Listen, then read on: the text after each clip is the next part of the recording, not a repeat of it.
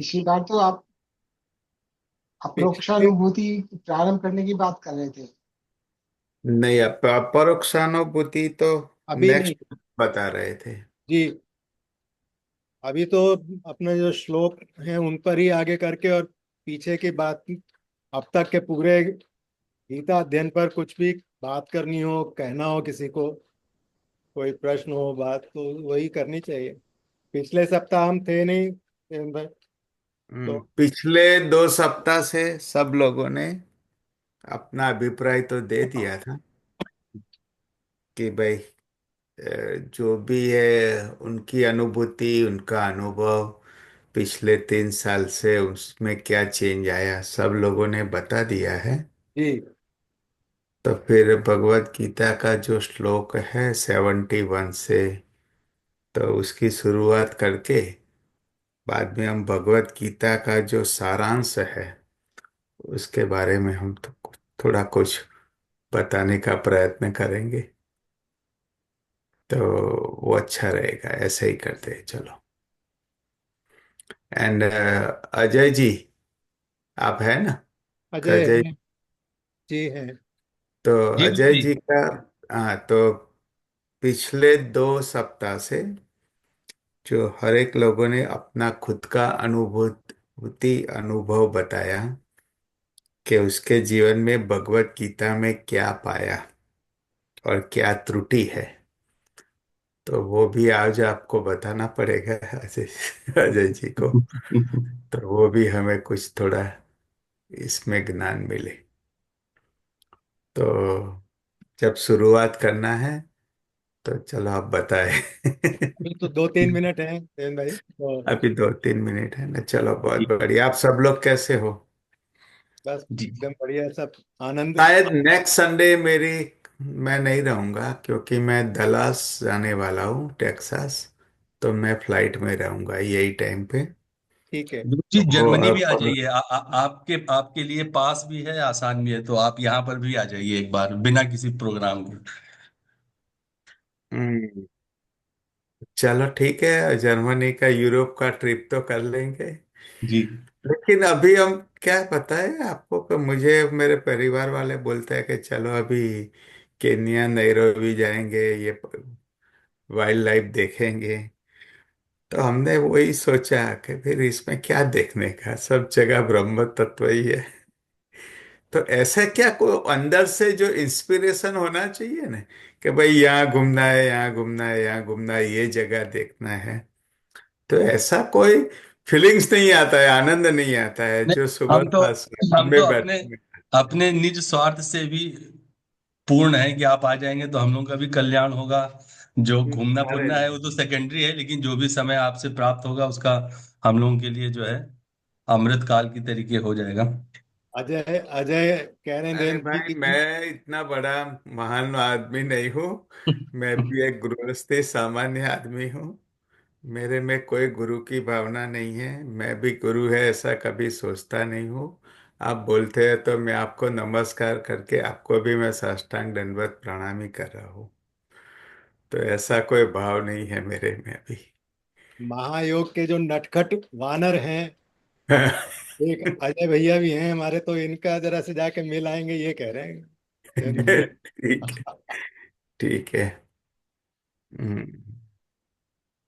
तो आज मैंने थोड़ा कुछ अभी सोच रहा था पिछले आधे घंटे से जी। कि सब भगवत गीता का सभी को जो, प्रणाम। सभी को प्रणाम हाँ। शैला जी, सभी को प्रणाम। तो मैं वही सोच रहा था कि भगवत गीता में पिछले 3 साल से हमने जो सत्संग किया, तो वो सत्संग और अपरोक्ष अनुभूति एंड आत्म साक्षात्कार, एंड आत्म साक्षात्कार क्या है?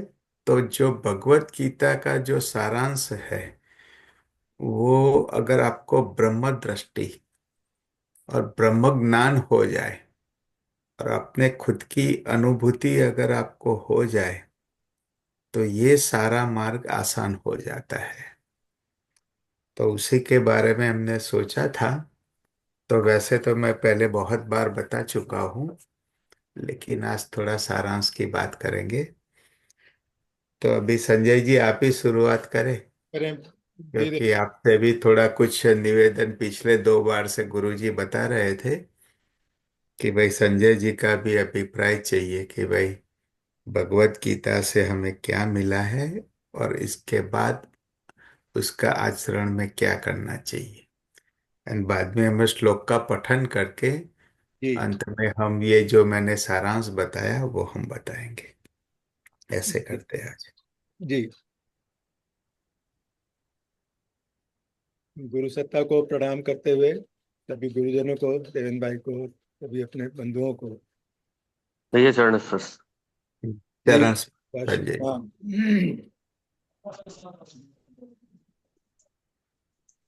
अपने जीवन गुरुदेव चरण स्पर्श। जी प्रणाम। अपने जीवन में गीता अध्ययन सिलसिलेवार ये पहली बार हुआ जैन भाई। और इससे पहले बचपन से ही जो है राम कथा, रामचरितमानस कानों में पिताजी के माध्यम से पढ़ती रही, और घर जो है वो रामचरितमानसमय रहा। उनसे उनका गाना सुनना, उनको पढ़ते देखना, तो राम इस नाम से और राम के कथानक से उससे बचपन से ही एक सहज जुड़ाव सा रहा।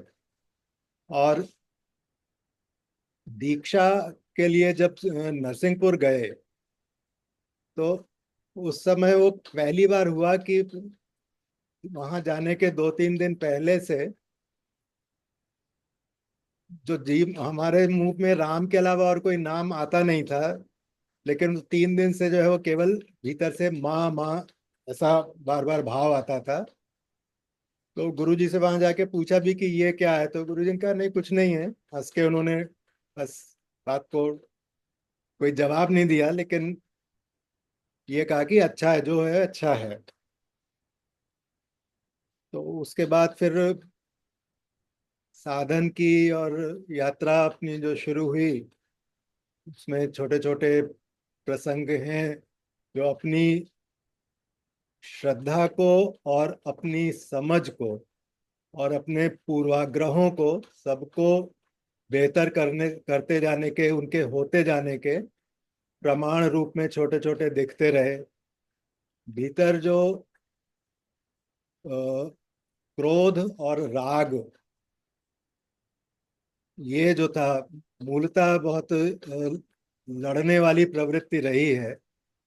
क्रोध भी बहुत रहा है, लेकिन उनका धीरे धीरे अपने आप ही जो शमन होता गया है, और भीतर से प्रेम का विस्तार अपने भीतर ही दिखता रहा।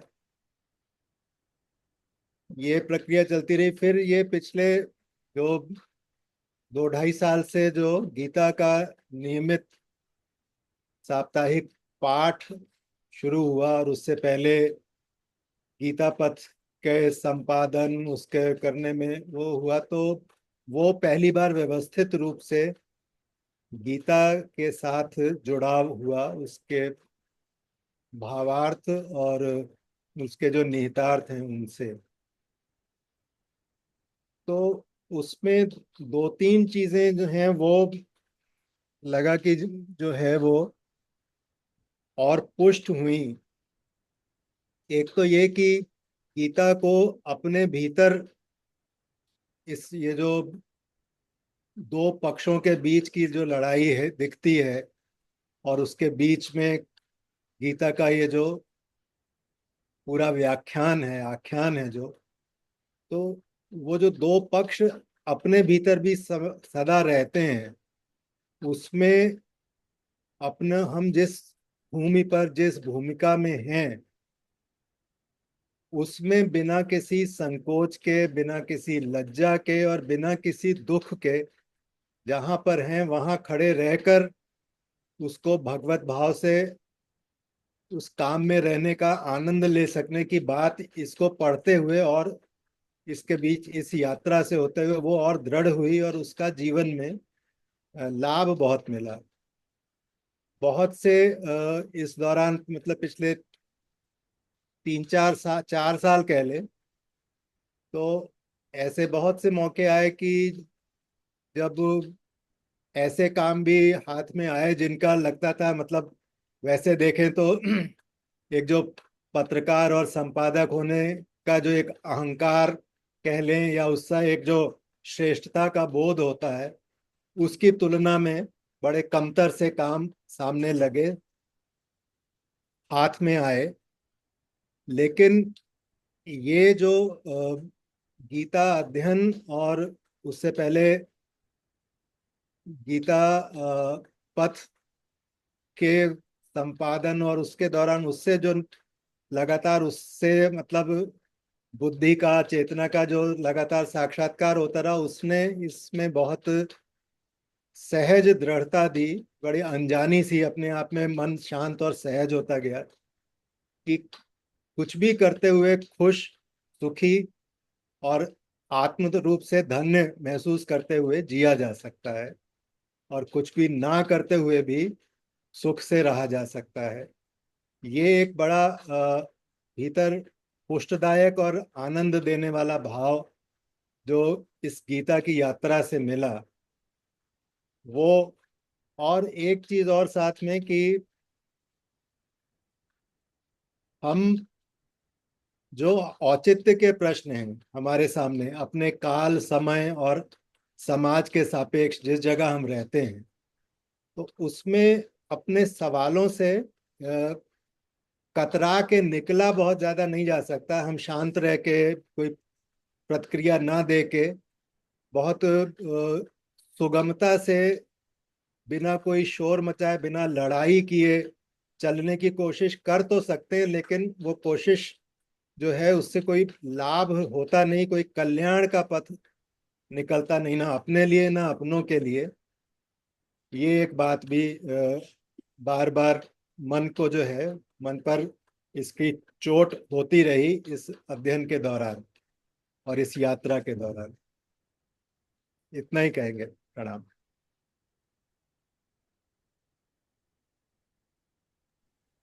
म्यूट, आप आवाज म्यूट नहीं है आ आप गुरु जी। रही। म्यूट है।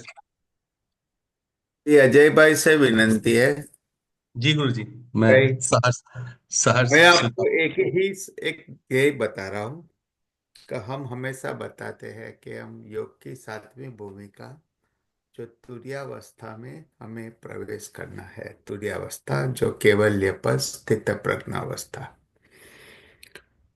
तो ये जो पिछले 3 साल में हमने योग वशिष्ठ महारामायण, योग सूत्र, भगवत गीता और बहुत उपनिषद का जो सत्संग का भी जो हमने किया, तो इसमें आप तुरीयावस्था के पहुंचने के लिए क्या त्रुटि है और आपने क्या पाया, और तुरीयावस्था पाने के लिए क्या करना चाहिए, वो आप बताएं। बाद में मैं संक्षिप्त में बता रहा हूँ आपको। तो हाय राघव एंड्रे। ये मेरे लिए आदेश है गुरु जी। आपके लिए आदेश है कि आप बताइए कि आप कौन सी भूमिका का है, तुरीयावस्था में आप पहुंच पाए में क्या त्रुटि है, एंड इसमें जाने के लिए का रास्ता मैं आप आज आपको बताऊंगा। बहुत जटिल है मेरे लिए उत्तर देना गुरु जी। मैं गीता का जो ये 2.5 वर्ष का जो सफर है मैं उस पे बताता हूँ, उसमें अगर इसका उत्तर आ जाए तो ठीक है। तो आपकी आवाज नहीं आ रही है हम लोगों को, आप म्यूट। आ रही है, जी आप आ बोलो। रही, मेरी आवाज आ रही है भैया? आ रही है। जी। सो गुरु जी प्रणाम, भैया को प्रणाम, सभी को प्रणाम। गीता जी से जो पारिवारिक पृष्ठभूमि थी, वहां से गीता जी का ऐसा कोई सीधा सामंजस्य मेरे जीवन से नहीं था। घर में दुर्गा सप्तशती मूल रूप से पाठ माता जी से होता था, तो वो हम लोग देखते थे। तो घर का माहौल माता जी और उनसे संबंधित आराधनाओं में, और बाकी जो सनातनी परंपरा है, रामचरितमानस, महाभारत को तो ऐसे भी कोई घर में रखता नहीं, प्रवेश नहीं देता। तो जो पहला उसका जो परिचय हुआ वो महाभारत का जो सीरियल B R चोपड़ा का आया, उस दृष्टि से जीवन में पहली बार गीता और उससे संबंधित चीजें सुनी हम लोगों ने। उसके बाद फिर एक लंबा समय अंतराल रहा जहां पर गीता से कोई सीधा साक्षात्कार नहीं था हम लोगों का। फिर जो मुख्य समय आया वो था कोविड काल, जो लॉकडाउन शुरू हुआ। तो उस समय ये निर्णय हुआ कि ये जो अखंड सत्संग का संकल्प गुरु जी ने लिया और जो चल रहा है उसका प्रारंभ हुआ। तो जो मेरी दृष्टि थी उस समय पर, वो या और लोगों का भी मानस संभवतः ऐसा ही रहा होगा, कि वो जो भय का वातावरण था उसमें गुरु परंपरा और गुरु जी से मार्गदर्शन पाके और आत्मा अविनाशी है इस तत्व का चिंतन प्रारंभ हो, ताकि उस भय काल में लोग मानसिक दृढ़ता को प्राप्त कर सके। मेरी वस्तुतः स्थिति ऐसी थी कि एक एक कमरे में बंद, और कोविड का वो भयानक काल, तो उसमें तो ऐसा लगता था कि सुबह कोरोना हुआ और शाम तक मर जाना है, ऐसी स्थिति है। तो वैसी स्थिति में जब आत्मा के वास्तविक परिचय का ये सत्संग प्रारंभ हुआ गीता पथ के रूप में, तो चूंकि वो भय की भूमि पहले से बनी हुई थी, तो उस भय को काटने के जो सूत्र थे वो गीता जी में जब सुनने को मिले और वो मार्गदर्शन प्राप्त हुआ, तो उसकी छाप बहुत गहरी हुई आंतरिक स्तर पर। तो गीता को समझने में कठिनाई इसलिए नहीं हुई, वो वो इंटरेस्ट स्वतः जगा, क्योंकि आपके सामने वो एक एक प्रॉब्लमेटिक सिनेरियो ऑलरेडी क्रिएटेड था कि हमें क्यों नहीं डरना चाहिए, और हमारा शास्त्र, सनातन धर्म या भगवान स्वयं इसके बारे में क्या कहते हैं। तो जो प्रश्न थे वो निरुत्तर होते चले गए कि आत्मा अजर अमर अविनाशी है। उसके आगे हमारा जो कर्म करना और कर्म फल की इच्छा न करना, उसके और आगे उसके अंतर्गत जब बढ़े तो ज्ञान योग, भक्ति योग और कर्म योग की ये व्याख्या, और फिर उसमें हम लोगों के जो प्रश्न बढ़े, ये यात्रा उससे और आगे बढ़ी जब इसका विस्तार व्यक्तिगत जीवन में, पारिवारिक पृष्ठभूमि में, सामाजिक पृष्ठभूमि में, और उससे उत्पन्न होने वाली उलझनों और उनसे उत्पन्न होने वाले तनाव की तरफ बढ़ी। तो वो भी एक बहुत बड़ा क्षेत्र था जहां पर साधक के रूप में बहुत कठिनाइयां होती थी। तो मूलतः सारी चीजें बढ़ रही थी साधन की दृष्टि से, लेकिन जितने भी ऑब्स्टिकल थे, जहां पर जिस प्रकार की समस्याएं साधक जिससे रूबरू होता था, उनका निराकरण इस यात्रा में बहुत सहज रूप से आगे बढ़ता चला गया।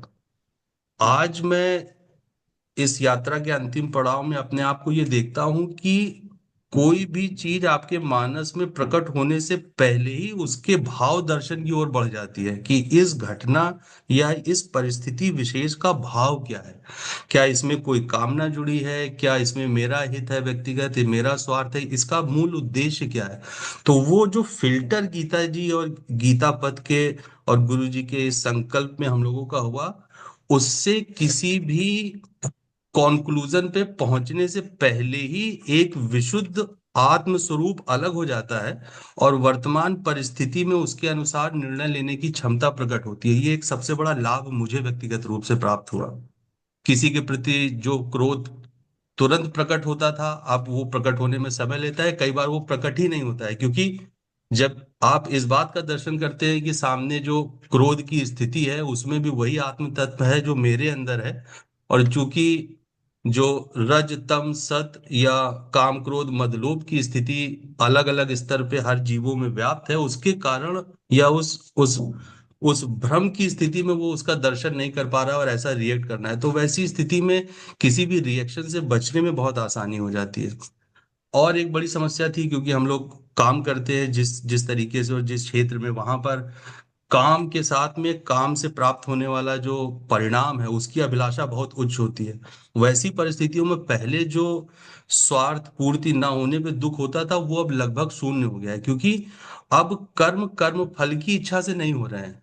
99%, 1% अभी भी वो दोष कभी प्रकट होता होगा, लेकिन जो सबसे बड़ा लाभ है कि जो कर्म कर रहे हैं वो अपना अपनी जिम्मेदारी के रूप में, ना कि किसी कर्म फल की अभिलाषा से कर रहे हैं। अधिक काम करना भी इस दृष्टि से है कि संभवतः इससे किसी का लाभ जुड़ा होगा, किसी को इससे सुख पहुंचेगा, या किसी के दुख में इससे कोई उसको आसानी मिलेगी। वो एक छोटा सा उदाहरण है कि अगर कोई माँ अपने बेटे को नहीं भी फोन कर पा रही है, कोई प्रॉब्लम है, अगर हम रात दिन लग के उसको ठीक कर देते हैं, तो उसकी बात अपने बेटे से दूर बैठे बच्चे से वीडियो कॉल पे हो रही है, ये एक संतुष्टि देती है। ये भाव इस भाव यात्रा में ही प्रकट हुए, पहले ऐसे भाव संभव नहीं थे, क्योंकि वैसी वैसी खेती, वैसा कल्टीवेशन मानस में हुआ ही नहीं था।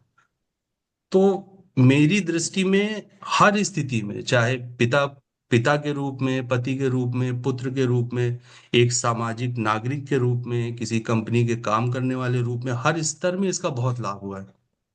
अब इसको आध्यात्मिक रूप से, जैसे तुरीय अवस्था या इस तरीके के जो विषय है, उसमें कहाँ पर मैं इसको ठीक ढंग से फिट कर पाऊँ वो थोड़ा सा कठिन है, क्योंकि वो क्षमता अभी उतनी नहीं है। लेकिन इस पूरी यात्रा में निसंदेह बहुत ही सूक्ष्म स्तर पे परिष्कार हुआ है अपने खुद के दोषों का, और उससे जीवन और सुगम हुआ है। और साधन जो 1 घंटे सुबह 1 घंटे शाम का था, उसका विस्तार और ज्यादा हो गया है। जो सुबह से लेके शाम तक है वो भी साधन में जैसा ही होने लगा है। और उससे मुझे लगता है कि मुझे व्यक्तिगत रूप से बहुत लाभ हुआ है, और ऐसा सभी को हुआ होगा इस पूरी यात्रा में। प्रणाम गुरु जी। और किसी को कोई अभिप्राय देना है क्या, वरना हम बताए? चलो, अब सबको मेरा साष्टांग दंडवत प्रणाम।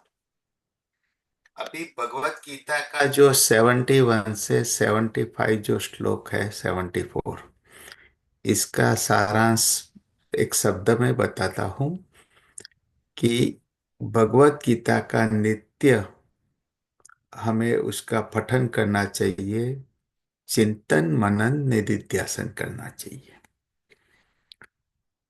तो ये भगवत गीता में अभी जो संजय जी ने बताया कि उनका शुरुआत में जो अवस्था थी वो भक्ति योग की थी, और माँ माँ करके वो परमात्मा से जुड़े हुए थे, वो आपके पूर्व जन्म के कोई संस्कार और यही मार्ग था। और अजय जी ने जो बताया कि भाई उनकी जो अवस्था, जो हमने सत्संग किया, उसी के कारण आपकी मन की अवस्था, चित्त की अवस्था, वो रजस से सत्व गुण प्रधान में बढ़ोतरी होने के कारण एक समता और माया से थोड़ा अलग हुए। ये भी बहुत अच्छा अनुभव है और अच्छा आपने प्राप्त किया हुआ है। अभी भगवत गीता का जब समाप्ति कर रहे हैं तो उसका सारांश ये ही है कि हमने भगवत गीता का प्रथम अध्याय में विषाद योग था, दूसरे अध्याय में सांख्य योग मतलब ज्ञान योग, जो स्थित प्रज्ञ अवस्था और मानसिक क्षमता और कोई भी विचलित परिस्थिति में आपको समता रहे, वो ज्ञान दिया था। बाद में भगवत गीता में भक्ति योग, कर्म योग, ध्यान योग सभी का हम लोगों ने सत्संग किया। तो हमारा ध्येय क्या है कि भगवत गीता की जब समाप्ति कर रहे हैं तो हमारा ध्येय तुरीयावस्था पाने का है। तुरीयावस्था जीवन मुक्त अवस्था और केवल्य पद, अस्तित्व प्रज्ञ समता, वो अलग अलग उपनिषद में अलग अलग शब्द है, लेकिन सबका ध्येय एक ही है कि सर्व जगत को एक ब्रह्म स्वरूप की अनुभूति करना, ब्रह्म दृष्टि रखना, साक्षी भाव रखना। अगर ये साक्षी भाव, दृष्टा भाव और अगर ब्रह्म दृष्टि आ जाए तो आपको भगवत गीता का जो सारा जो सारांश है वो आप सिद्ध कर पाओगे। सबसे पहले अगर ब्रह्म दृष्टि है और साक्षी भाव है तो आपको जो भगवत गीता में स्थित प्रज्ञ अवस्था बताया है कि कोई भी विचलित परिस्थिति में आप अंदर से और बाहर से, आपका जो बाहर में कुछ भी अगर आपत्ति आए, विचलित परिस्थिति आए, सुख मिले या दुख मिले, दोनों के अंदर आपकी आंतरिक अवस्था जो है वो एक दृष्टा के बांधते एक शांत और निर्मल रहेगी। वो सांख्य योग है। भगवत गीता में कर्मण्यवाधिकारस्तु एक बहुत जो श्लोक है कि कर्म में अकर्म देखना जो हमारा ध्येय है, वो आपकी अवस्था कैसे आएगी कि जब आप अंतर्मुख होके आपका आप खुद आत्मस्वरूप हो, आप खुद आत्मा हो, ने ये आत्मा के कारण पांच कर्मेंद्रिय, पांच ज्ञानेंद्रिय, उसका भी आप एक साक्षी स्वरूप हो, एक दृष्टा हो। अगर ये ज्ञान अगर आप हो जाए, तो ये ज्ञान के बैक ऑफ द माइंड अगर 24 घंटा अगर आपकी ये अवस्था रहेगी, तब ये आप सिद्ध कर पाओगे कि कर्मण्येवाधिकारस्तु मा फलेषु कदाचन। अगर यही श्लोक के बारे में सोचे कि भाई, जब तक आपको मैं और मेरा, मैं स्थूल शरीर हूँ और ये मेरी धन संपत्ति है, ये मेरा परिवार है, और अगर आपको पद मीन आपके स्टेटस का जब तक अभिमान रहेगा, ईगो रहेगा, तब तक ये कर्मण्यवादी कार्यस्तु का जो अनुभूति है वो आपके अंदर होने वाला नहीं है। बाद ये एक सबसे बड़ा एक कर्मण्यवादी कार्यस्तु मीन्स कर्म योग हो गया। उसके बाद लास्ट में एक श्लोक आया, सर्वधर्मान परित्यज्यात्, कि सर्वधर्म का आप त्याग करके पूर्ण स्वरूप से परमात्मा की शरणागति स्वीकार करो। अगर ये में इसमें भी यही बाधाएं आएगी कि अगर ये भगवत गीता का ज्ञान अगर आपको पाना है कि भाई कर्म का फल का त्याग करो, स्थित प्रज्ञ अवस्था, और चौथा भक्ति योग की पूर्ण समर्पण की भावना, चौथा ब्रह्म दृष्टि, और सर्व धर्म का त्याग करके एक विष्णु भगवान पर ब्रह्म की पूर्ण शरणागति, ये चारों हमारे जो 3 साल से जो हमने सत्संग किया, वो हमारा चारों का ध्येय है। अगर यही चारों श्लोकों का जो भगवत गीता का सारा सारांश, अगर आपको ये अवस्था पाना है, तब ये आपकी योग की जो भूमिका है उत्तर उत्तर बढ़ती जाएगी, और 7वीं भूमिका में आपको ये जो भगवत गीता का जो सारांश है वो आप सिद्ध कर पाओगे, और ये आपको ब्रह्म दृष्टि, साक्षी भाव और स्थित प्रज्ञ अवस्था आएगी। अभी हम इसके बारे में थोड़ा एक माइक्रो में बताते हैं कि भाई, हमें ये जो साक्षी भाव और दृष्टा भाव और अज्ञान मिटाना है। और अब जब चिंतन करोगे, तो ये तुर्यावस्था पाने के लिए आपके अंदर एक अज्ञान है, ये देह मेरा है, मैं और मेरा।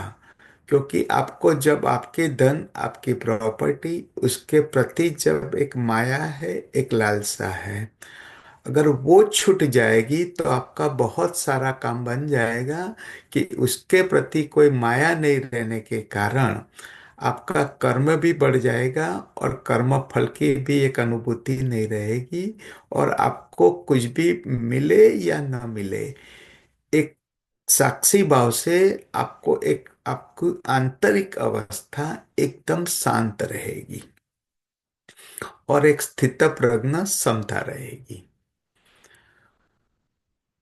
जो सर्वधर्मान परित्यज्यात और स्थित प्रज्ञावस्था, जो भगवत गीता का जो सारांश है, तो इसके अंदर जो बाधा है आपकी, वो आपका अहंकार, आपको द्वैत और अद्वैत का जो ज्ञान नहीं है, जगत को ब्रह्म स्वरूप आप समझते नहीं हो, और अहंकार के कारण आपकी ये अवस्था नहीं आती है।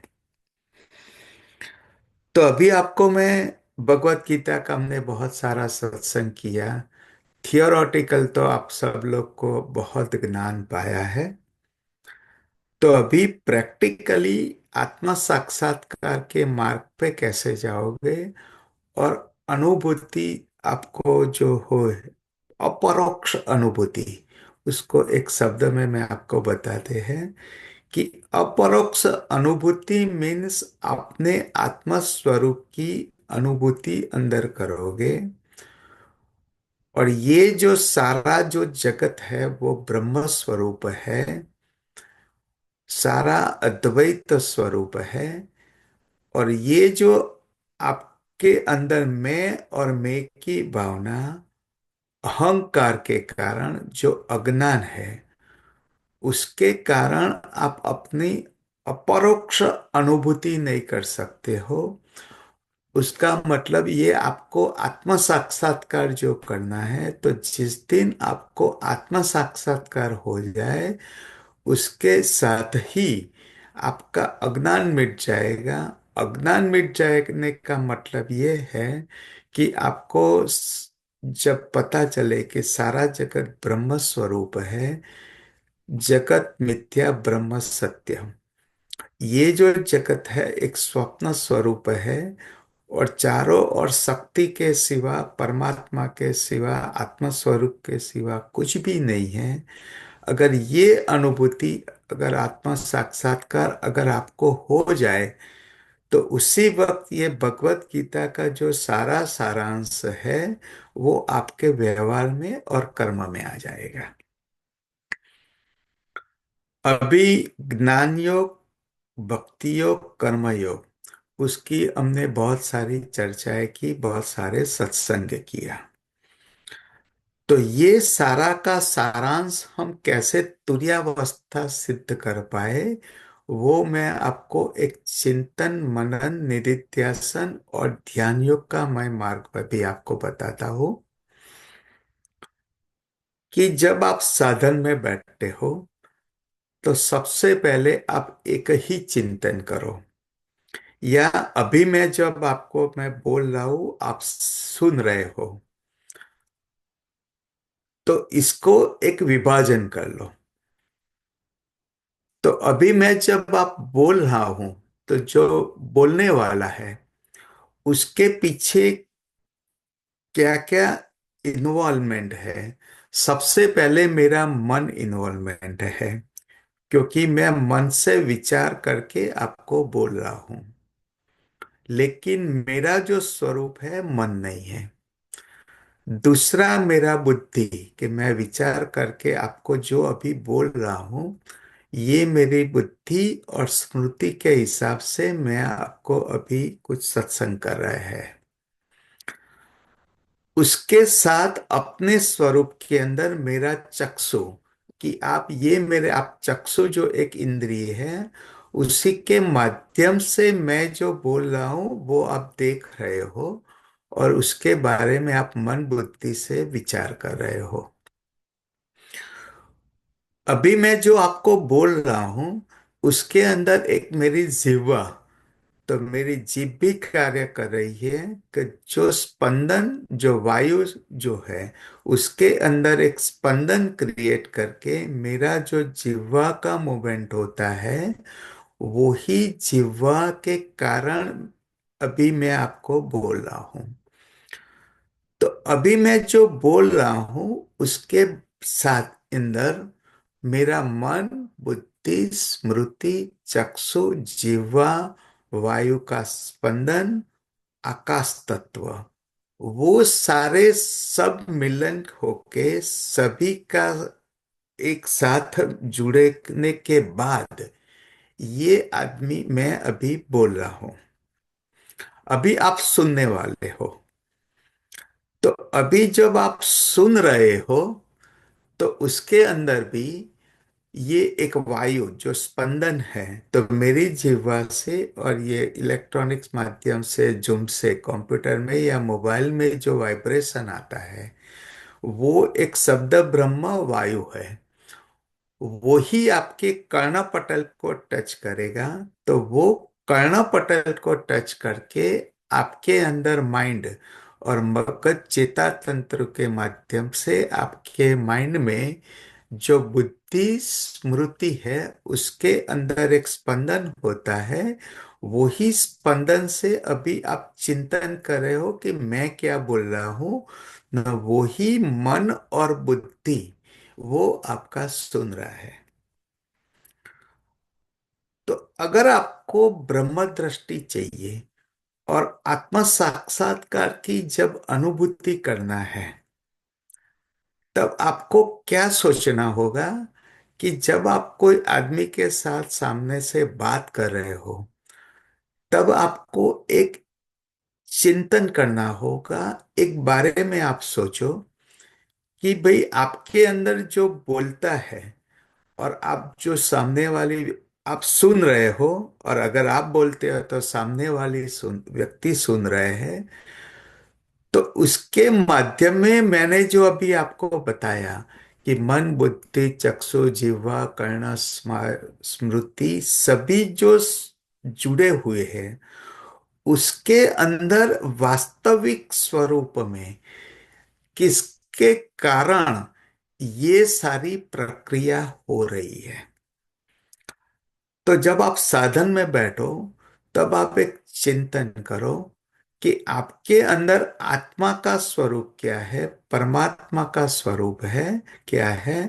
और ये सारी प्रक्रिया मैंने जो आपको बताई, उसके पीछे मूल तत्व क्या है, इसके अंदर ब्रह्म तत्व क्या है, और ब्रह्म ज्ञान जो है क्या है।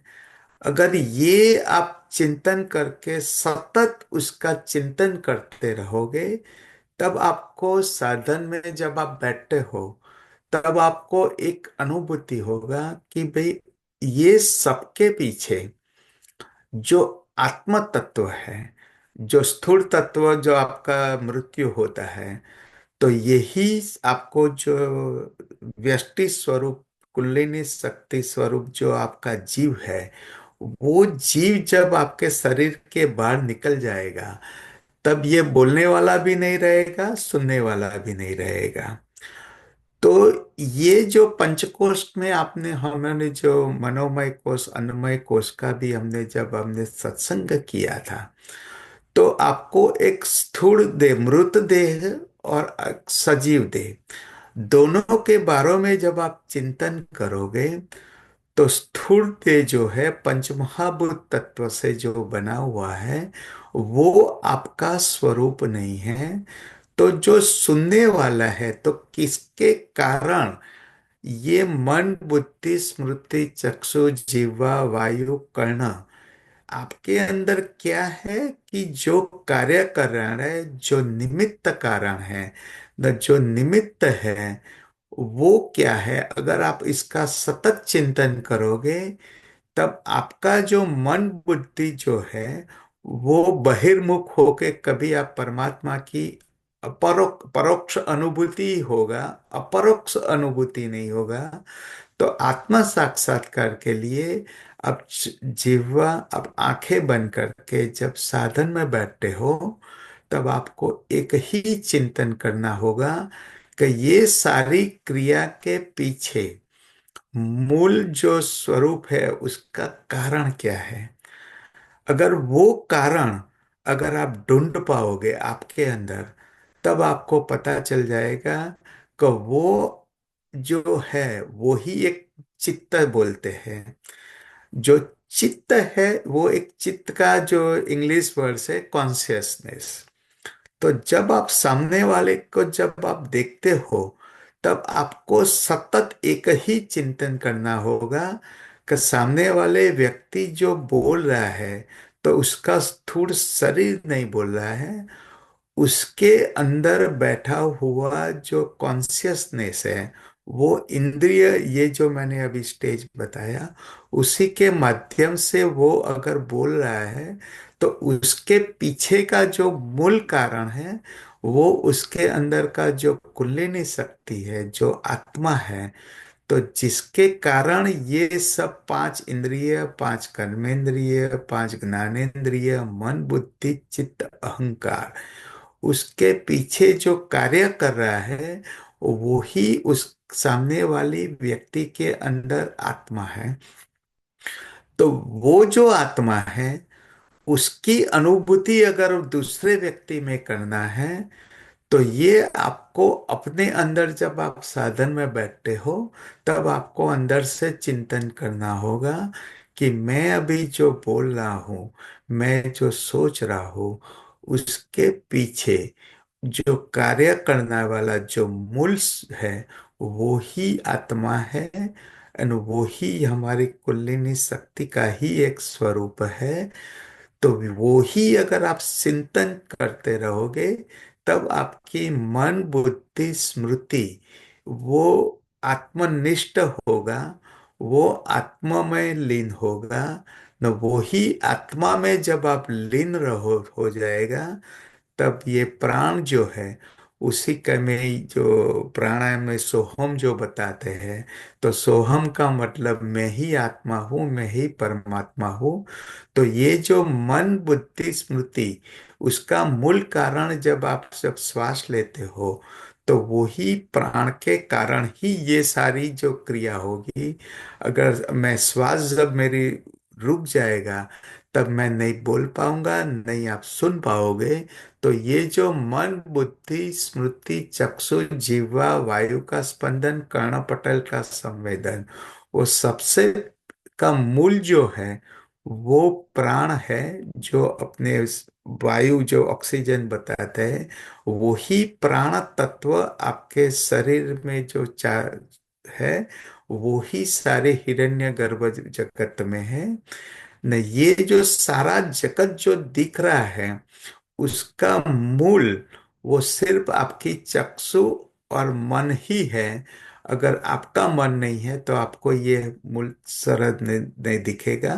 तो इसका मतलब ये हो जाएगा कि जब आप साधन में जब सोचोगे, तो सामने वाली व्यक्ति जो बोल रही है, जो दृश्यमान जगत है, वो सारा दृश्यमान जगत, हिरण्यगर्भ जगत, आपका स्थूल देह, सामने वाले का स्थूल देह, आप जो आपकी मिल्कत जो अपनी खुद जो समझ रहे हो कि ये मैं, मेरी मिल्कत है, ये मेरा परिवार है, वो सभी का मूल आपकी चक्षु के द्वारा जो आपके मन के अंदर स्मृति में है, वही स्मृति में जो अहंकार और अज्ञान जो बैठा हुआ है, वही भावना वो सारे आपको सर्व जगत को मैं और मेरापन की भावना देता है। तो अभी हम जो उसके मूल स्वरूप में आए हैं, कि जब आप साधन में बैठो और जब आप किसी के साथ बात करते हो, तो आपकी दृष्टि उसके आत्म स्वरूप में ही रहनी चाहिए कि भाई ये इसके अंदर कौन बोल रहा है। उसके अंदर प्राण तत्व के पीछे जो उसका आत्म तत्व है, वही आत्म तत्व आपके अंदर है। न आप जब बोलते हो, तो आपकी दृष्टि वही ब्रह्म दृष्टि उसको बताते हैं। न जिस दिन आपको अगर साधन में कभी कभी हमें तो हुआ है, तो अगर एक अवस्था आएगी जब विशुद्ध चक्र से ऊपर आज्ञा चक्र में कभी कभी एक बार प्रवेश करते हैं, तो उसी वक्त अणुमादि लघुमादि बोलते हैं, तो आपका स्वरूप सूक्ष्म स्वरूप होके ये सारा अपने देश से एक अलग अनुभूति होती है। वो अलग अनुभूति वो ही आपको जिस दिन होगा, उसी को ही आत्म साक्षात्कार, उसी को ही अपरोक्ष अनुभूति बोलते हैं।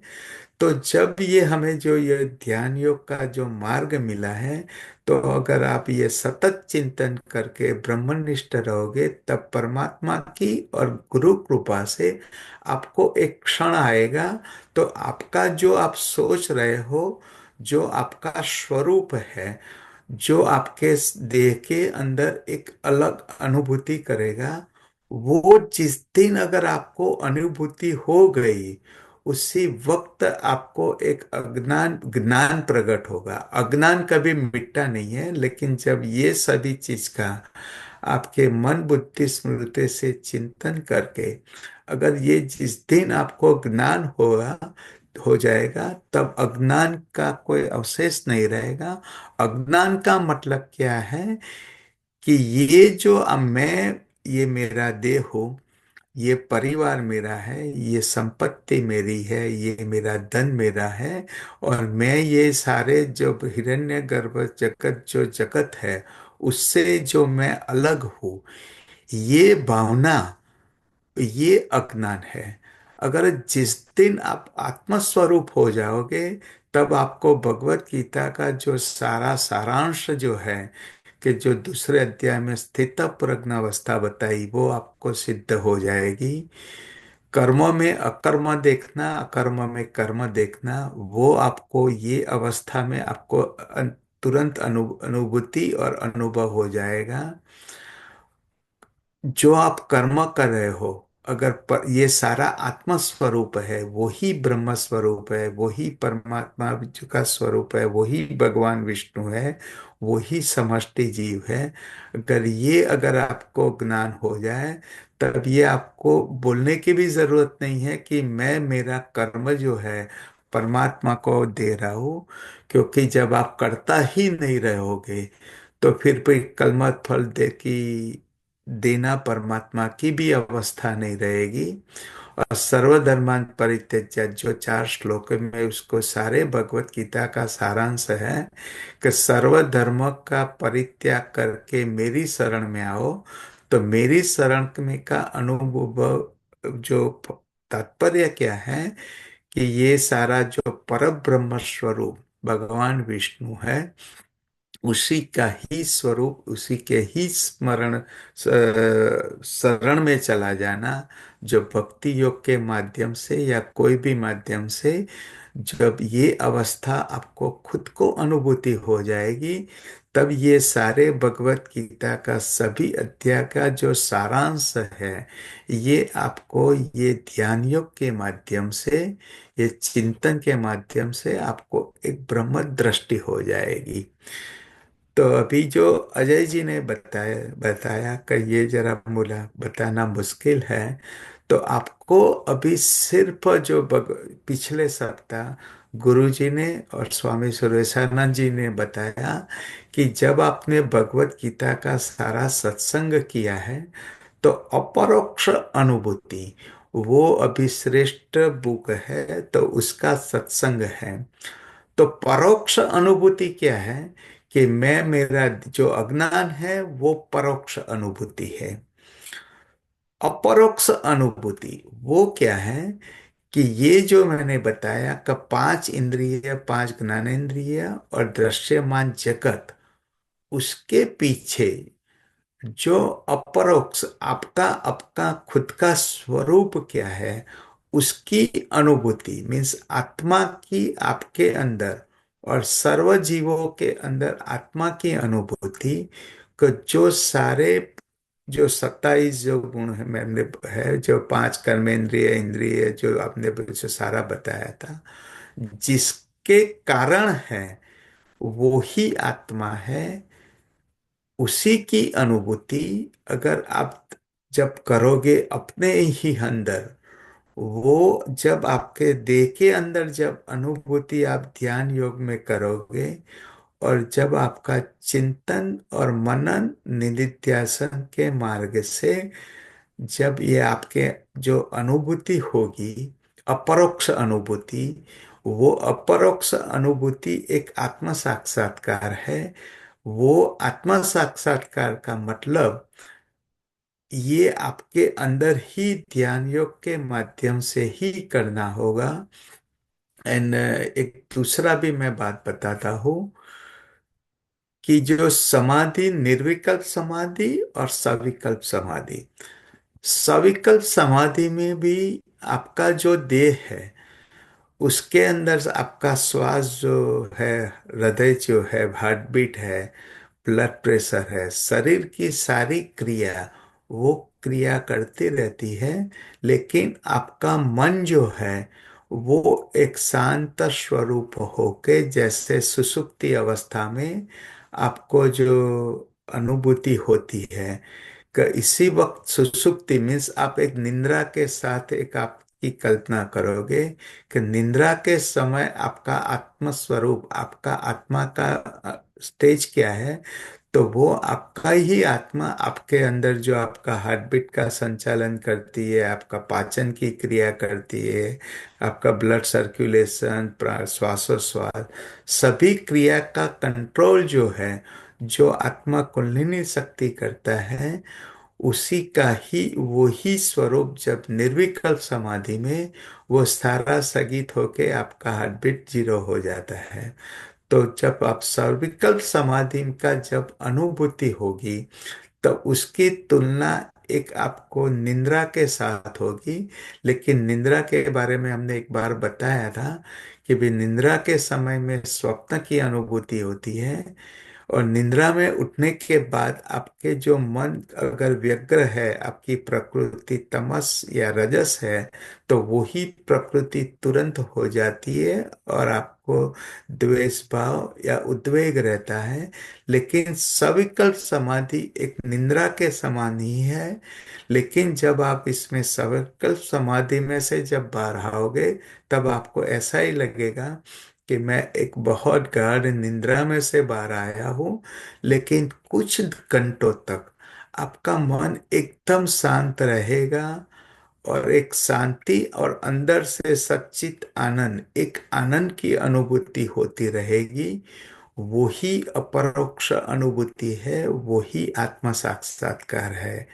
तो अभी अगर आपको योग भूमिका में 7वीं भूमिका में अगर जाना है, तो ये अपरोक्ष अनुभूति मीन्स आत्म साक्षात्कार, वो सिर्फ ज्ञान और पंडित की तो हमने सत्संग बहुत सारी बात किया।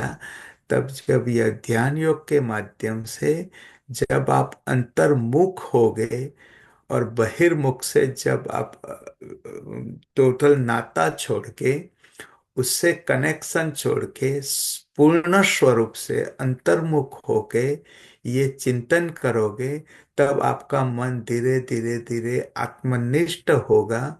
और आत्मा का सतत चिंतन वही परमात्मा का चिंतन है।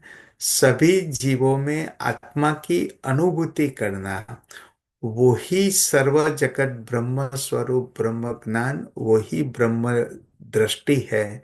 तो ब्रह्म दृष्टि का मैंने जो आपको अभी मार्ग बताया कि कोई हर एक जीव के अंदर, अगर आप एक पशु में भी, अगर पशु का भी अगर आप चक्षु है, वो उसके ऊपर भी अगर आप चिंतन करोगे, तो एक पशु के अंदर भी एक आत्मा स्वरूप बैठा हुआ है। को वही आत्मा स्वरूप जो है, वही उनके अंदर भी 5 इंद्रिय जो है, तो जो 5 इंद्रिय उनके भी चक्षु और कर्ण है, वो उनका, लेकिन जो स्थूल देह है वो उनका स्वरूप अलग है। लेकिन जब आप कोई भी 84 लाख योनि में कोई भी जीव का अब अगर आप चिंतन करोगे, तो हमारा जो स्वरूप देह है स्थूल देह, और उनका स्थूल देह दोनों अलग है। लेकिन उसके अंदर जो आत्मा स्वरूप है, जो आत्मा है, वो आत्मा स्वरूप जो है वो एक शक्ति स्वरूप है। और जब आप साधन में बैठ के जब ये चारों और शक्ति की अनुभूति करते हैं, तो वो ही शक्ति और शिव, तो यही परब्रह्म जो स्वरूप है, सदाशिव का स्वरूप है, वो ही शिव और शक्ति का स्वरूप है, एंड वही परब्रह्म है। तो उसी का ही जब आप साधन में सतत चिंतन करके इसमें लीन हो जाओगे, तो ये तुरंत तुरीयावस्था में आप सिद्ध कर पाओगे। तो अभी अजय जी को और संजय जी ने जो बताया कि भाई तुरीयावस्था से हम थोड़ा दूर है, तो ये जो मैं अभी मार्ग जो बताया कि सिर्फ आत्मा की सतत चिंतन, आत्मा के प्रति दृष्टि, सर्व जीवों में 5 इंद्रिय ज्ञानेंद्रिय और उसका स्थूल देख के सोच के बिना, उसके अंदर कौन कार्य कर रहा है, किसके कारण ये मूवमेंट कर रहा है, और ये जो गति कर रहा है, बोल रहा है, सोच रहा है, और 5 इंद्रिय किसके कारण करती है, अगर उसके बारे में जिस दिन आपकी दृष्टि हो जाएगी, वही ब्रह्म दृष्टि है। तो ये अगर जिस दिन आपको ब्रह्म दृष्टि हो जाएगी, उसी वक्त सारे भगवत गीता का जो सारांश है वो आपके जीवन में हो जाएगा। तो अभी इसके बारे में अभी राजेश भाई सिन्हा भी अभी आ गए, बहुत आनंद हुआ। तो बोल आप तीन लोगों से मेरी प्रार्थना है कि भाई आप इसके बारे में बोल से और बोलो। आप भी प्रणाम बताए। गुरुजी। पूछो। प्रणाम। गुरुजी, मेरे मन में एक प्रश्न था। जब श्री कृष्ण ने अर्जुन को गीता का ज्ञान दिया, तब उन्होंने कहा कि मैं ही पृथ्वी हूँ, मैं ही आकाश। तो मैं तो मैं का अर्थ एक तरह से एक अहंकार ही है, लेकिन वो तो अहंकार से परे है। तो मतलब तो चलो ठीक तो है। उन्होंने मैं क्यों कहा, ये एक प्रश्न काम है करो, आपका? हाँ। मैं आपका प्रश्न समझ गया। गुड़िया चलो आंखों बंद करो अभी। आंख बंद करो। आंखें बंद करो। अभी जो सारा जगत जो है वो सारा तो लय हो गया। तो आपका जो मन है और अभी आप जो सोचती हो उसके कारण ही सारा जगत है ना। अगर आप निद्रा में चले गए, निद्रा के अंदर आपका जो स्वरूप है वो ही एक शक्ति स्वरूप है, वो आपका स्वरूप है। तो आप रिवर्स सोचो आंखें बंद करके कि ये जो सारा जगत तुम देख रहे हो ना, उसका मूल आप जो अभी सोच रहे हो आपका स्वरूप है। तो सारे जगत का मूल जो है, जो आप जो अभी दुनिया देख रही है, आपकी पापा देख रहे हैं, आप जर्मनी देख रहे हो, तो उसका मूल तो आप है, आप खुद हो। अगर आप ही नहीं रहोगे तो ये जगत भी सारा मिट जाएगा। तो आप है तो जगत है।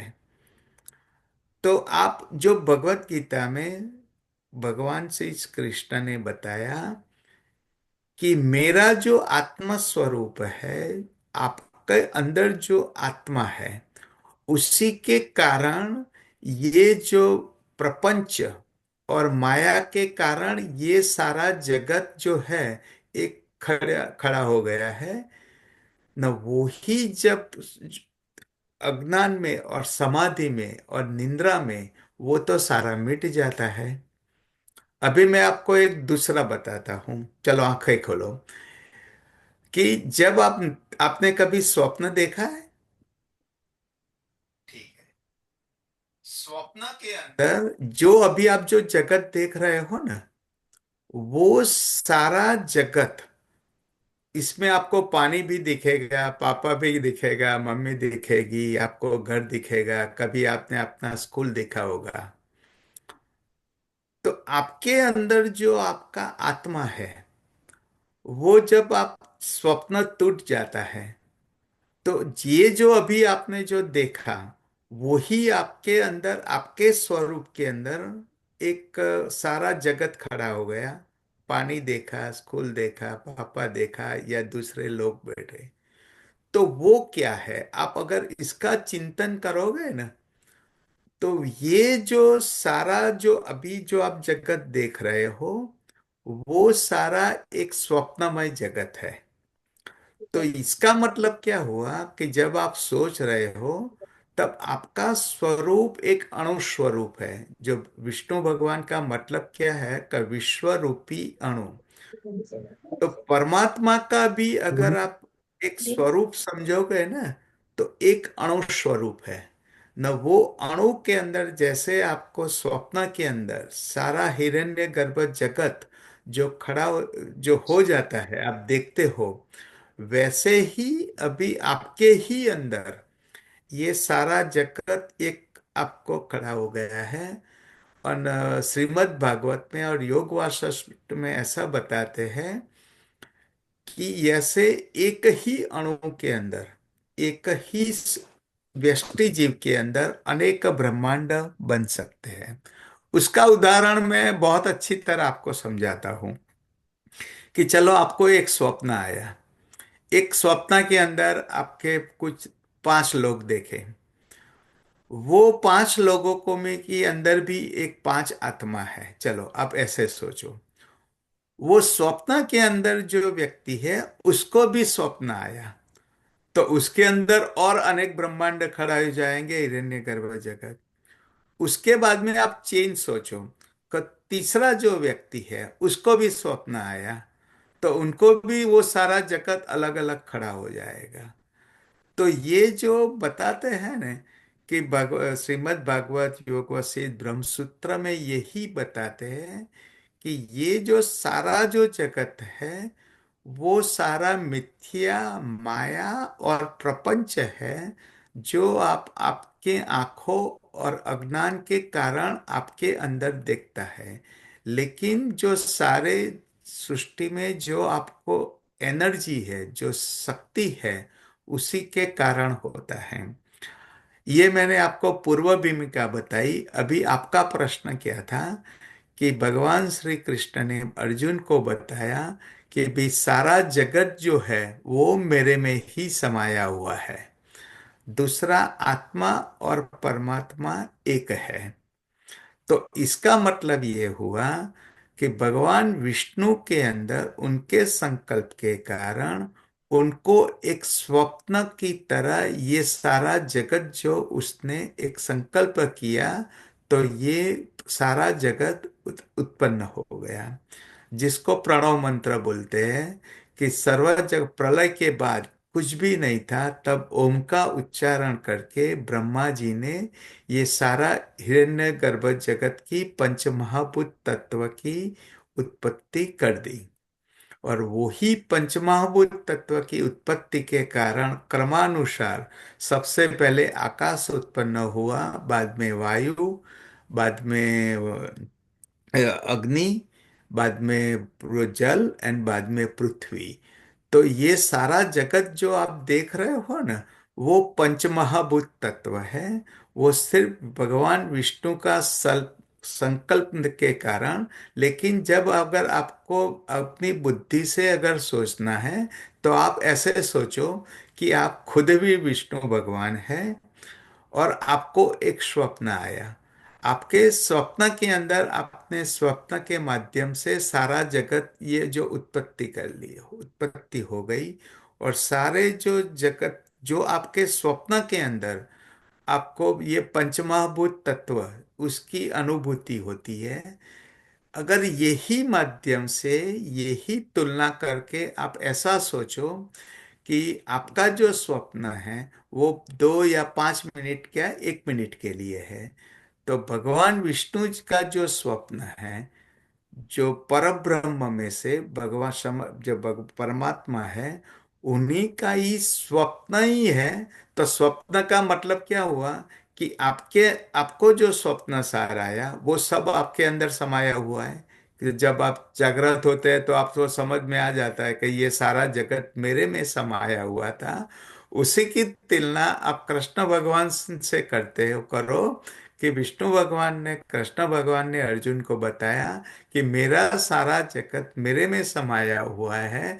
तो इसका मतलब ये सारा हिरण्यगर्भ जगत ये विष्णु भगवान में ही समाया हुआ है।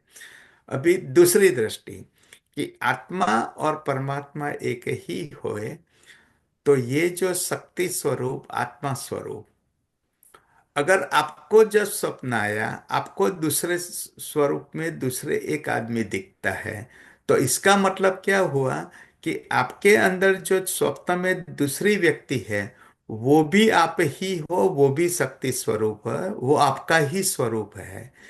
तो आपको अभी ये सोचना होगा, भगवान विष्णु का जो अभी हिरण्यगर्भ जगत जो आप देख रहे हो वो परमात्मा ही है। तो आप भी भगवान विष्णु का ही स्वरूप हो, आप ही ब्रह्म हो। तो इस जो अहम ब्रह्मास्मि, त्वम ब्रह्मास्मि, सर्व ब्रह्मास्मि, तो उसकी व्याख्या ऐसे होती है कि जो परमात्मा विष्णु भगवान है वो भी ब्रह्म हो। ये आप जो गुड़िया है, तो आपके अंदर जो आपका स्वरूप है वो भी ब्रह्म तत्व है। और आपके पीछे जो पापा और जो सारा जगत देख रहे हो वो सर्व ब्रह्म स्वरूप ही है। ये सिर्फ एक अज्ञान और मिथ्या और प्रपंच के कारण वो सारा अपने स्वरूप से अलग होके आपको दृष्टि होती है, लेकिन ये सारा जगत है वो आपके अंदर ही समाया हुआ है। ये जो ज्ञान जो अभी मैंने आपको बताया, तो ये जो भगवान विष्णु ने, कृष्ण भगवान ने जब अर्जुन को बताया कि भाई ये सारा जगत मेरे में समाया हुआ है, वो मैंने अभी आपको लॉजिकली बताया हुआ है। अभी आपके मन में कुछ क्लियर हुआ या नहीं हुआ, आप बताओ, चलो। हो गया। हो गया? तो बस आप जब सारे जगत को जब देखो, तब उसकी तुलना स्वप्न से करना, तो धीरे धीरे आपको भी अपरोक्ष अनुभूति आपके स्वरूप की हो जाएगी। अजय जी, आपकी गुड़िया जो है ना, जी वो गुरुजी। पूर्व जन्म का संस्कार लेके आई हुई है, तभी ये प्रश्न कर सकती है। जी गुरुजी। क्या?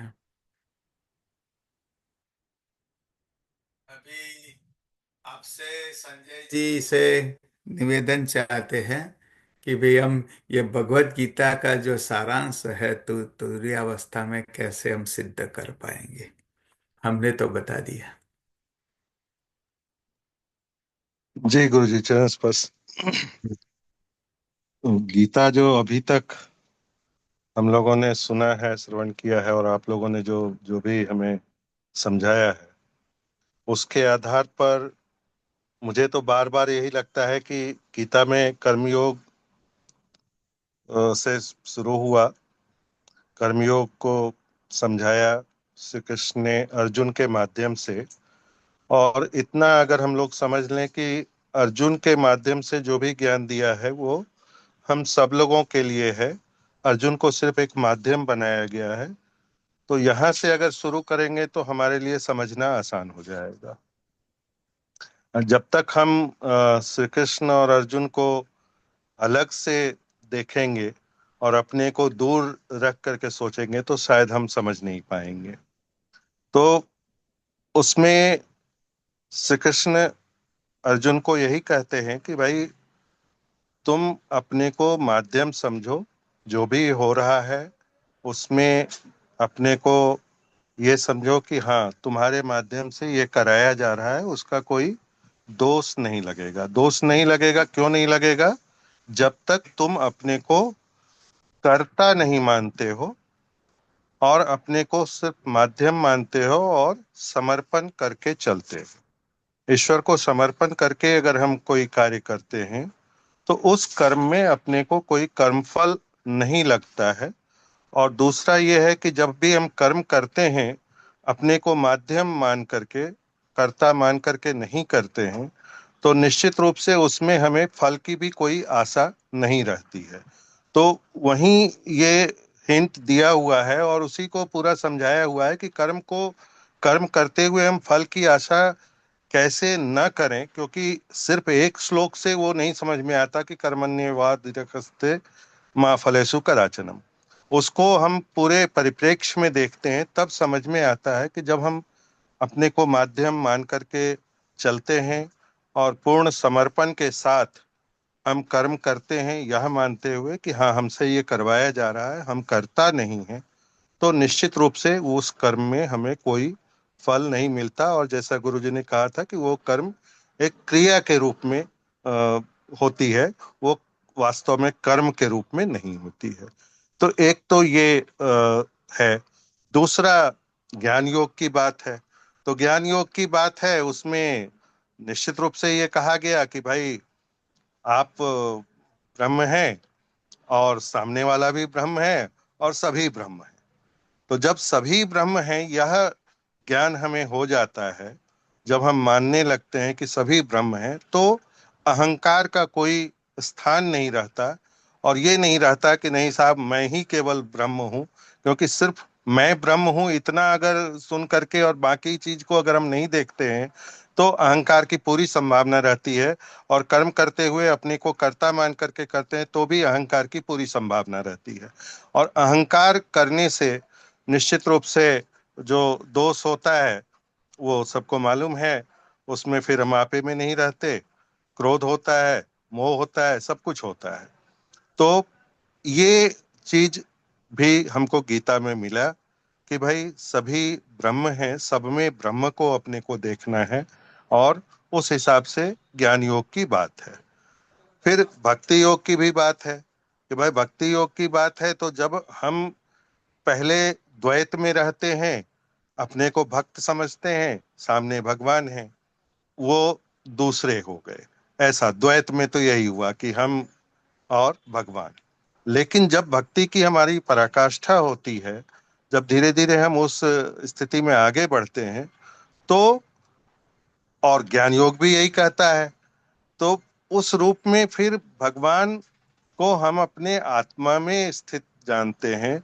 और जब हम अंतर्मुखी होते हैं तो निश्चित रूप से जिस तुरीयावस्था की बात कही जा रही है, उसकी उसका रास्ता प्रशस्त हो जाता है जब हम द्वैत से अद्वैत की ओर आते हैं।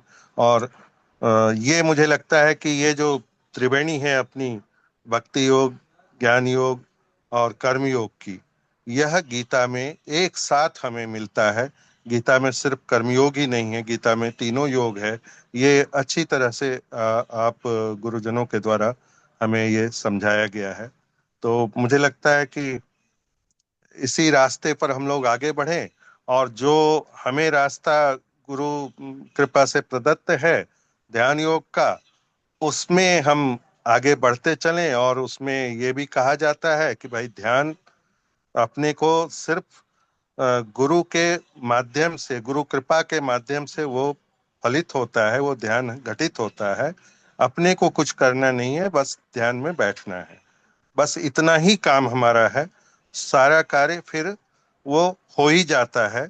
और जब एक ये भी चीज मालूम है कि ध्यान एक बार करना होता है, और उसके बाद ध्यान जो है वो हमेशा का होता है, 24 घंटे का ध्यान होता है।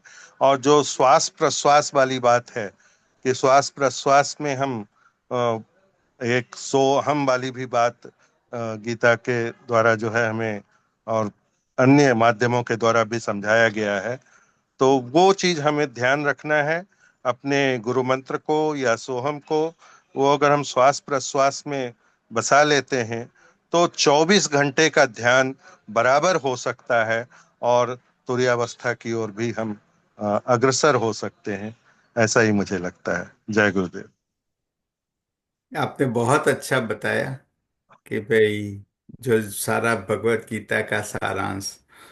तो अभी कभी कभी अजय जी बताते हैं, अशोक जी बताते हैं कि भाई कर्मण्येवाधिकारस्तु की जब बात होती है कर्म फल देने की, तो जब सत्संग करते हैं तो वेनसडे तक रहती है, थर्सडे को भूल जाते हैं।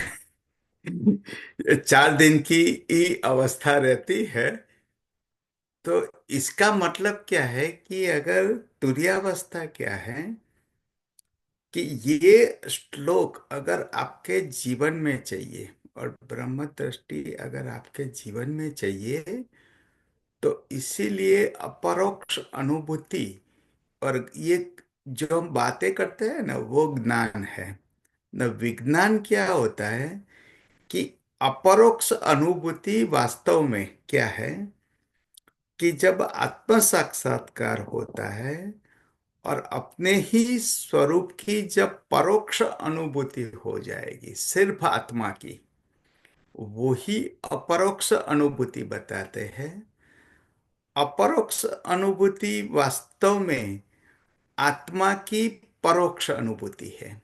अभी हमारी जो परोक्ष अनुभूति है वो मैं शरीर हूँ और ये सारा जगत से मैं अलग हूँ और सारा स्वरूप मेरा नहीं है, वो अभी परोक्ष अनुभूति है। लेकिन जब आत्मा की परोक्ष अनुभूति, मैंने जब आपको मार्ग बताया कि जब आत्मा की परोक्ष अनुभूति होगी तो वो आपके लिए अपरोक्ष अनुभूति हो जाएगी। तो इसीलिए अभी सतत जो मैंने अभी जो बताया कि आप 24 घंटा उसके चिंतन मनन और निधिध्यासन और श्वास सोहम का अगर आपको सतत चिंतन, अगर दृष्टि ये शक्ति के बारे में रहेगी और उसका मूल स्वरूप क्या है जगत का, और सामने वाला अभी आप जो बोल रहे हो तो आपके अंदर कौन बोलता है? अगर मेरी दृष्टि आपके देह और आपके चक्षु पे नहीं रहेगी, लेकिन मैं सतत यही ढूंढूंगा कि अभी राजेश सिन्हा जी के अंदर कौन है जो बोल रहा है, और वो चक्षु के माध्यम से उनकी कॉन्शियसनेस जो चित्त क्या है, उसका मूल तत्व क्या है। अगर यही मेरी सतत 24 घंटा अगर मैं हर एक व्यक्ति के बारे में अगर मैं ऐसा सोच के बात करूंगा ना, तो ये तुरंत आपको ब्रह्म दृष्टि आ जाएगी। बाकी तो मैंने जो सविकल्प समाधि का की बात बताया कि जिस दिन कुंडलिनी शक्ति आपको सूक्ष्म स्वरूप की अनुभूति होगी, तब ये सभी ज्ञान बताने की जरूरत भी नहीं रहेगी। आपको आपका स्वरूप तुरंत हो जाएगा। वो भी एक परोक्ष अनुभूति है।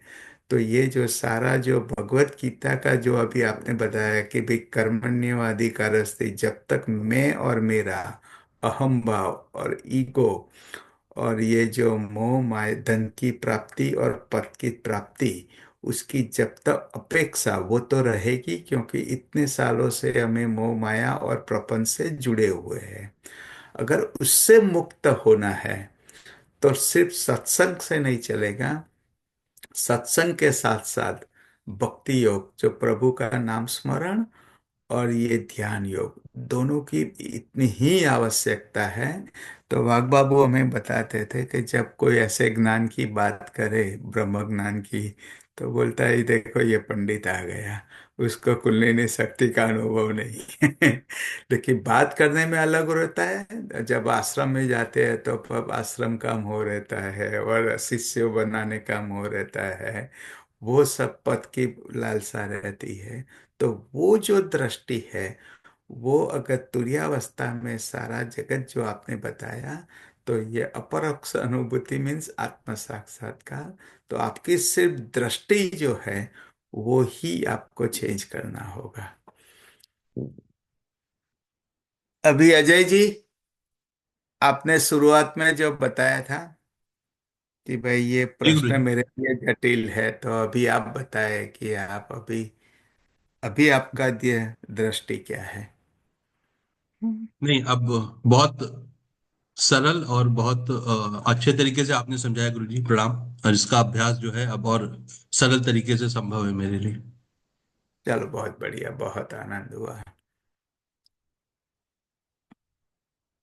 तो अभी जो भगवत गीता का जो 71 श्लोक है ना, तो उससे आप पठन करेंगे संजय जी? तो थोड़ा जी इसमें हम आगे बढ़ेंगे।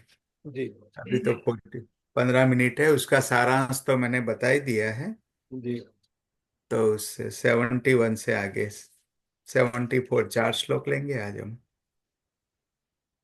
श्रद्धावान अनसूयश्च शृणुयादपि यो नरः सोऽपि मुक्तः शुभान् लोकान् प्राप्नुयान् कर्मणाम् कश्चिदेतच्छतुं पार्थ त्वयैकाग्रेण चेतसा कच्चिद् ज्ञानसम्मोहः प्रनष्टे धनंजय।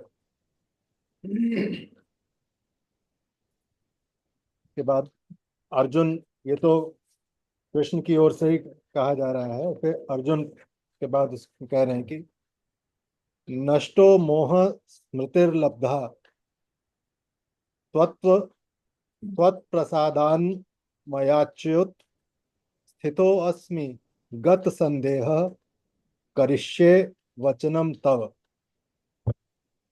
संजय उवाच इत्ययं वासुदेवस्य पार्थस्य च महात्मनः संवाद मिम सौमद्भुतम रोमहर्षणम। भावार्थ इसका,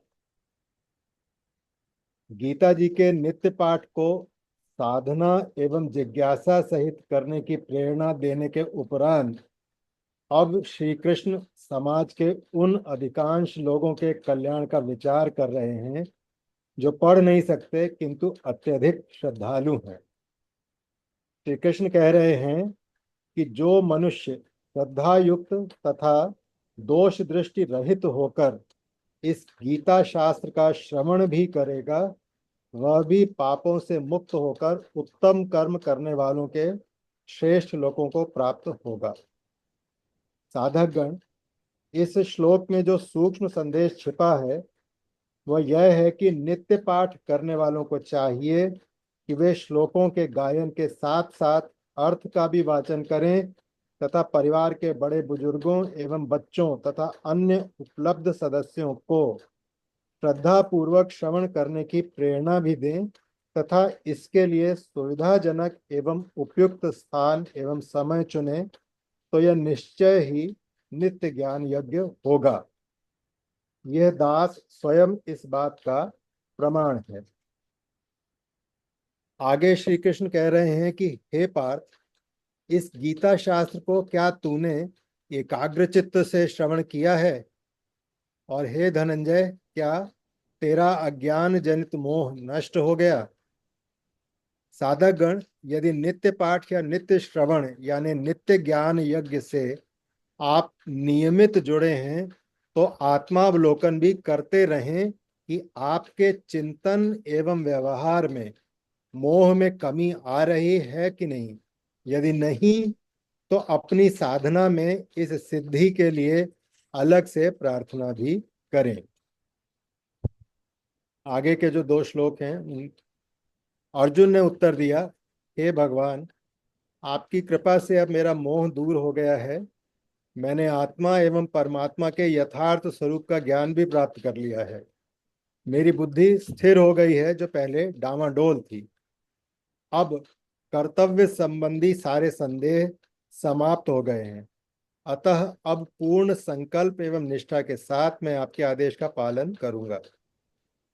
साधक गण, यदि गीता उपदेश का नित्य गहन चिंतन तथा ध्यान योग का नियमित गहन साधन एवं निष्काम कर्म करना जीवन में आ सका तो भगवान से आपको निर्देश भी प्राप्त होने लगेंगे और आपका योगक्षेम भी होगा। यह अनुभव सिद्ध है। संजय ने कहा कि हे राजन धृतराष्ट्र, इस प्रकार मैंने श्री कृष्ण तथा पुण्यात्मा अर्जुन के बीच हुए इस आश्चर्यजनक, रहस्यमय तथा रोमांचकारी संवाद को सुना। साधकगण, संजय ने स्वयं श्री कृष्ण से सुना तो उस पर यह सब प्रभाव पड़ा, किंतु संजय से धृतराष्ट्र ने सुना उस पर कोई प्रभाव नहीं पड़ा, क्योंकि श्रद्धा एवं विश्वास तथा पुनीत आचरण न होने एवं द्वेष भावना के रहते दिव्य उपदेश का असर नहीं हो सका। जय गुरु। ये चारों श्लोक का सारांश हम एक दृष्टि से बताते हैं कि इसके पहले हमारे बहुत जन्म हो चुके हैं। अगर आप चिंतन करो कि इसके पहले अगर आपका मोक्ष हो गया होता और कुछ जन्मों पहले अगर आपका मोक्ष हो गया होता तो ये कलयुग में आपका ये सूक्ष्म देह, अभी स्थूल देह जो है, उसकी अनुभूति नहीं होती। तो इसका कारण क्या है कि जब ये ज्ञान योग और ब्रह्म ज्ञान, इसका जो ज्ञान है वो लाखों जन्मों से हमारे चित्त के और हमारे प्रकृति में स्थान कर गया है, तो उसी के कारण मैं और मेरापन और ये जो अपने जो संचित कर्म है, तो संचित कर्मों के कारण हमें ये जन्म लेना पड़ा है। तो ये इतने पहले जो जो भी चीज हमने जन्म दिए लिए थे, उसके पहले पुनर्जन्म के बारे में हम बात करें तो उसी वक्त आपकी तुरीयावस्था, ये ब्रह्म ज्ञान नहीं हुआ था, तो वो ही कर्म दोष के कारण और संचित कर्मों की फल भोगने के लिए हमें ये जन्म हमारा हुआ है। तो इसका कारण ये है कि आप कोई भी एक बार अगर भगवत गीता का पठन करो और कोई भी शास्त्र का पठन करो, ब्रह्म सूत्र, योग वशिष्ठ, रामायण या सत्संग करो, तो एक जन्मों के अंदर हमारा ज्ञान जो है वो पूर्ण स्वरूप से प्रकाशित नहीं होता है, और वो अज्ञान मिटता नहीं है। तो इसीलिए भगवत गीता में श्री कृष्ण भगवान ने बताया कि ये भगवत गीता के अंदर जो सारा ज्ञान योग, कर्म योग, भक्ति योग, उसका जो सारा सारांश है, उसको आपको नित्य सतत स्मरण करना होगा, सतत अभ्यास करना होगा, चिंतन करना होगा। उसी अवस्था के बाद ही आपको जो चित्त शुद्धि हो सकती है। बाकी एक आध बार पढ़ने के बाद वो अपने पूर्व जन्मों के कर्मों के कारण वो तुरंत आप माया में और मेरापन में लिपट जाते हो, और वही जो प्रपंचमय जो प्रकृति है और जो जगत है, उसमें आप परमात्मा के अपना स्वरूप भूल के, ब्रह्म दृष्टि और साक्षी भाव, दृष्टा भाव को भूल के हम ये माया में लिपट जाते हैं। वो सब हमारा गृहस्थी का अनुभव है। तो इसीलिए तुरीयावस्था में 24 घंटा वो अवस्था में जाने के लिए आपको सतत यही परब्रह्म से जुड़े रहना पड़ेगा, परमात्मा के स्वरूप से चिंतन करके, भक्ति योग के माध्यम से। वो उसके साथ जब आप जुड़े रहोगे, तो ये करने के लिए जब आप नित्य पठन करोगे भगवत गीता का, तब आप ये आपका जो जो कर्म का जो भाव है, ज्ञान योग का भाव है, समता का स्थित प्रज्ञ है, वो सतत जब आप इसका ज्ञान करोगे, पठन करोगे, तभी या वो आपका इतने पुनर्जन्म होने के बाद, इतने लाखों जन्म में जो आपको ज्ञान की प्राप्ति नहीं हुई है, वो ये एकाध जन्म में भी होना मुश्किल है। इसीलिए आपको सतत ये परमात्मा का चिंतन, स्मरण के लिए ये आपको सतत इसका अभ्यास करना पड़ेगा। एंड दूसरे का जब आप दूसरे को ज्ञान देते हो, तो उसी वक्त आपको भी अभ्यास ज्यादा करना पड़ेगा, आपको भी चिंतन मनन कंटिन्यूस करना पड़ेगा। तो जब आप दूसरे के साथ बात करते हो, तभी आपकी एक अवस्था तुरंत ऊपर हो जाती है। और भगवत गीता में भगवान श्री कृष्ण ने बताया कि जो मेरे ये भगवत गीता का ही प्रचार करेगा और दूसरे को ब्रह्म ज्ञान और ज्ञान देगा, वो उनके लिए श्रेष्ठ होगा, और उनके लिए ऊपर परमात्मा की कृपा रहेगी। तो ये जो गुरुजी ने बताया कि ये दास्य का स्वयं प्रमाण है, तो उनको भी सतत हमें जो ज्ञान देते हैं, ये पुस्तक का उन्होंने लिखन किया, और हमें ये पुस्तक के माध्यम से, गुरुजी के माध्यम से हमें ये जो अभी हमें अवसर मिला, ये इसका सत्संग करने का, ये गीता पाठ का, तो गुरुजी का भी हम बहुत आभार मानते हैं और उनके ऋणी हैं। तो ये जो नित्य श्रवण और नित्य पाठ करने के बाद ही आपका अज्ञान मिटेगा, तो वो ही परमात्मा ने भी यही बताया हुआ है।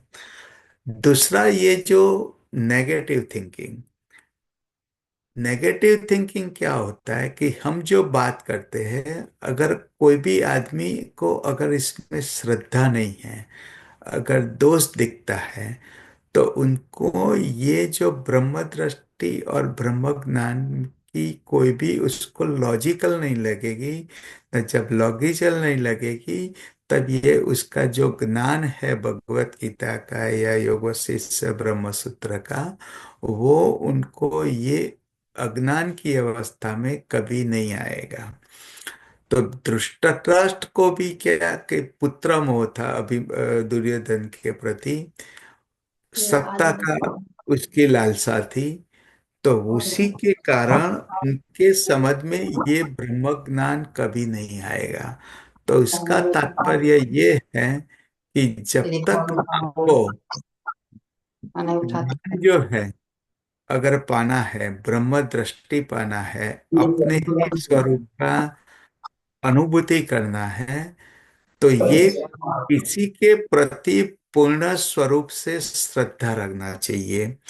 वो या शायद ये गुरु के प्रति रखो, या भक्ति योग के माध्यम से परमात्मा के प्रति रखो, तो आपकी जो दृष्टि है वो भी दोषयुक्त रहेगा। अगर आप अपने ही बुद्धि और स्मृति से नेगेटिव थिंकिंग या उसके प्रति, अगर आप जो बोल रहे हो मैं नहीं मान रहा हूँ, बहुत लोग मानते हो कि मैं तो नास्तिक हूँ, मैं परमात्मा में नहीं मानता हूँ, आप जो बोल रहे हो उसमें मुझे लॉजिकली सच नहीं दिखता है, अगर ये दृष्टि रहेगी तो ये आप तुरीयावस्था तक एक भी अब नहीं पाओगे। तो इसीलिए परमात्मा ने बताया कि भाई आप पूर्ण श्रद्धा से आप प्रवेश करो, न पूर्ण शरणागति जब आप स्वीकार करोगे, तब आपकी योग की भूमिका और ज्ञान की भूमिका बढ़ाने का वो सब परमात्मा का ही हो जाता है। परमात्मा ही उन और गुरु उनकी कृपा दृष्टि से आप उत्तर उत्तर आपकी भूमिका की बढ़ोतरी कर सकते हो। तो इसीलिए अर्जुन ने उत्तर दिया कि भाई ये जो मैं अर्जुन जो भक्त था, पूर्ण स्वरूप से भक्ति योग था, तो जो प्रथम अध्याय में जो इनका विषाद योग था, तो ये भगवत गीता की समाप्ति के बाद उसको सारा ज्ञान हुआ। ये होने का कारण उनके पूर्ण शरणागति और पूर्ण परमात्मा के प्रति भाव था। और 11वें अध्याय में जब विश्व रूप दर्शन, जब विष्णु भगवान में कृष्ण भगवान ने अपना जो विश्व रूप दर्शन बताया, वो विज्ञान था। ये उसकी प्रत्यक्ष उन्होंने अनुभव किया। उनकी दिव्य दृष्टि से परमात्मा का जब पूर्ण स्वरूप जब देखा, तब उनकी मन बुद्धि स्वरूप में परमात्मा के बारे में ज्ञान हुआ, ब्रह्म के बारे में ज्ञान हुआ कि परमात्मा के अंदर ही सारा जगत समाया हुआ है। वो भी जब उसको ज्ञान हो गया, तब उनका मोह माया वो सारा चलित हो गया। तो ये जो अर्जुन की दिव्य दृष्टि के कारण परमात्मा का स्वरूप जो देखा, तो मेरा भी आप सब लोगों से यही विनंती है कि जब आप साधन में बैठ के चिंतन करोगे, तो ये चिंतन में जब सविकल्प समाधि एक दिव्य दृष्टि है, न आपको अगर दिव्य दृष्टि पाना है, तो सिर्फ आप चिंतन मनन से ये जो सारा हिरण्यगर्भ जगत आपके ही अंदर समाया हुआ है, जैसे जैसे आप चिंतन करोगे, तो आपको एक दृढ़ निश्चय हो जाएगा कि स्वप्नमय जगत के समान ये सारा जगत आपके अंदर ही समाया हुआ है। ये आपके लिए एक दिव्य दृष्टि हो जाएगी। तो इसीलिए भगवत गीता में अभी गुरु जी ने बताया एक जो नित्य गहन चिंतन और ध्यान योग, तो यही आपके लिए, अगर आपको दिव्य दृष्टि पान के परमात्मा का, विष्णु भगवान का स्वरूप की, अगर जैसे 11वें अध्याय में हुआ था विश्व रूप दर्शन योग विष्णु भगवान कृष्ण भगवान का, तो ये मार्ग जो भी बताया हुआ है का नित्य गहन चिंतन और ध्यान योग, ये दोनों के मार्ग से ही आपको ये अनुभूति होगी और यही आत्म साक्षात्कार की मार्ग होगी। तो ये जो चारों श्लोक का सारांश है, आज भी हमने बहुत अच्छी तरह उसका किया हुआ है। तो आप सब लोगों से मेरा साष्टांग दंडवत प्रणाम।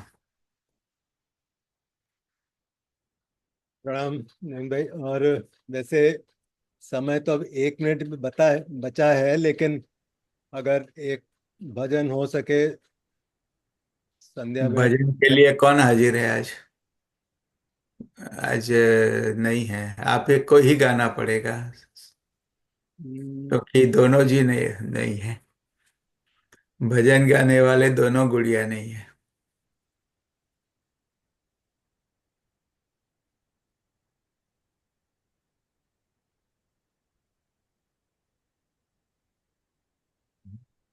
हाँ, एक तेरी रजा रहे और तू ही तू रहे, मालिक तेरी रजा रहे और तू ही तू रहे, बाकी ना मैं रहूं न मेरी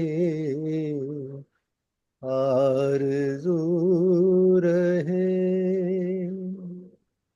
जब तक के तन में जान बदन में लहू रहे, तेरा ही जिक्र या के तेरी जुस्तजू रहे, तेरा ही जिक्र या के तेरी जुस्तजू रहे।